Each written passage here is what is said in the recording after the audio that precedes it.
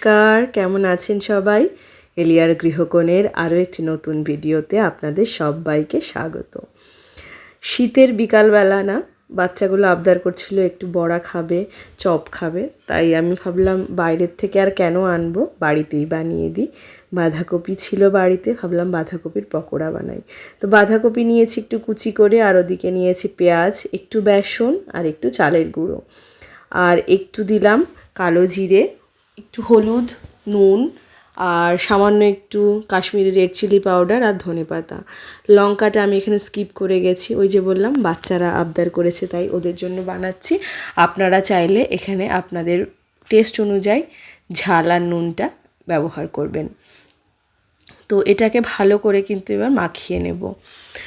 তো ভাবলাম যখন ওদের জন্য বানাচ্ছি তাহলে ছোট্ট একটা ভিডিও করে এটাও শেয়ার করি আপনাদের সঙ্গে।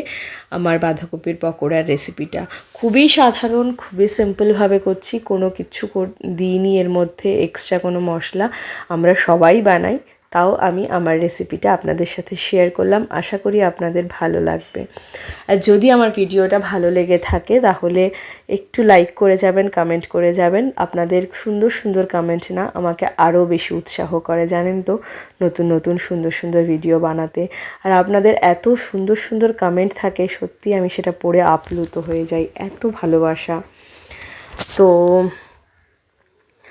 সুন্দর করে মাখিয়ে নিয়েছি। এবার এটাকে মাখিয়ে আমি ওই কয়েক সেকেন্ডের জন্য একটু রেস্টে রাখবো, তাহলে সুন্দরভাবে ম্যারিনেটটা ভালো হয়। আর যত সুন্দরভাবে ম্যারিনেটটা হয় বড়াগুলোও তত ভালো হয়। আর একটা কথা, আমি এই যে মেখেছি সেটা কিন্তু যে জলটা দিচ্ছিলাম সেটা একটু উষ্ণ গরম জল দিয়েছি, খুবই হালকা, যাতে হাতে আমার শুয়ে যায় সেই রকমভাবে। এই যে এটা এইভাবে আমি ঢাকা দিয়ে কিছুক্ষণের জন্য, জাস্ট কয়েক সেকেন্ডের জন্য একটু রেস্টে রাখবো, যতক্ষণ ওদিকে তেলটা গরম হয়।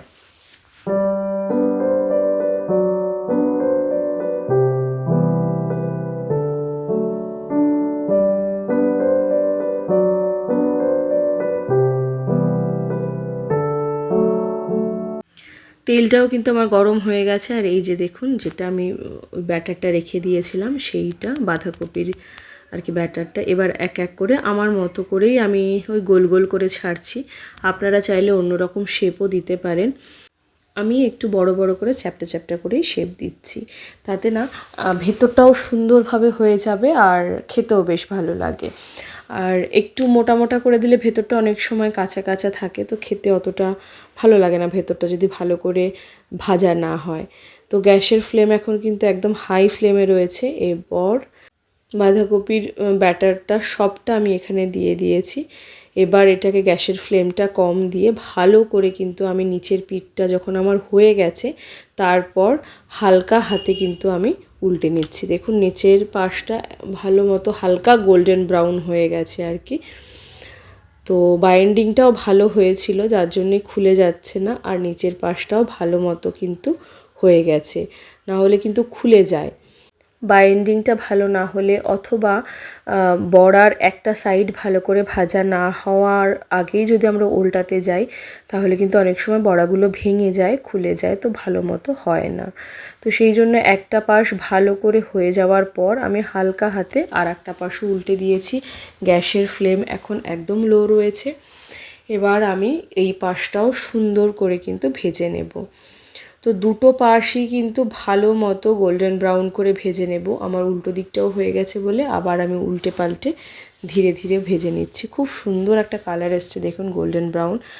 আর বাঁধাকপির pakora is ready to serve. তো গরম গরম এরম একটা পকোড়া চায়ের সাথে কিন্তু দুর্দান্ত লাগে খেতে। আজকের আমাদের বিকালের স্ন্যাক্স রেসিপিটা আপনাদের সাথে শেয়ার করলাম, চায়ের সাথে বাঁধাকপির পকোড়া। তো আপনাদের কেমন লাগলো এই ছোট্ট ভিডিওটা অবশ্যই কিন্তু কমেন্টে জানাবেন। আর যেমন সুন্দর দেখতে লাগছে না, খেতেও কিন্তু অসাধারণ হয়েছিল।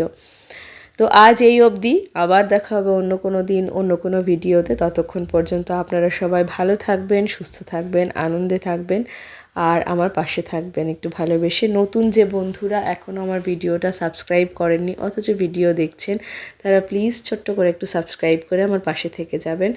আর একটা কমেন্ট রেখে যাবেন, তাহলে আপনাদের ওই কমেন্ট ধরে আমি আপনাদের পরিবারে চলে যেতে পারবো। আপনারা আছেন বলেই আমি এগিয়ে যেতে পারছি। পুরনো বন্ধুদের অসংখ্য ধন্যবাদ এত ভালোবাসা দেওয়ার জন্য।